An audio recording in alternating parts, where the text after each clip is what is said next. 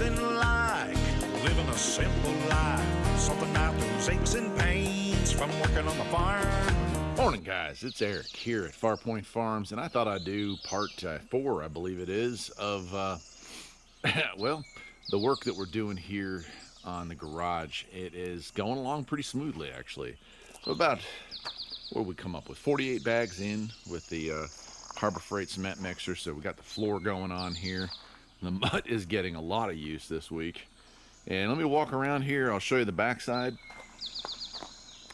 All right, as you can see, we're moving along. I'll be doing some roofing today, actually. I'm going to spend until about lunchtime doing the roof, and then I'll spend after lunch pouring today's portion of the pad. Tomorrow I should be ready to lay some of the actual metal back on the roof. So we're moving right along on this project, which is great. Got all the rafters in except for that one there. We still got to get that one lined up right, and then I'm going to be putting the slats in across here. So, but you can see the retaining wall's done and been backfilled, and all the posts are in.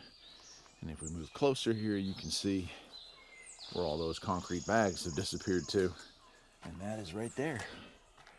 That's 2 days old, and that's a day old. So I'm pouring them. That was a 3 foot, that one's 4 foot, and that's pretty much where I'm at. That took about 17 bags. That was 25. Maybe, I think maybe a little bit more than that, but anyway. So yeah, it's coming along quicker than I anticipated, which is great because I've got other projects I need to get done while the weather is still good here on the farm, and I'm loving it. So it's a short update. I'm gonna walk on down, but things are moving along.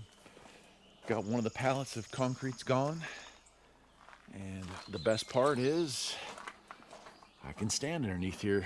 You know, that is the big reason that I decided to dig it down and put the retaining wall in here, is that I couldn't stand underneath this. It was really killing my back.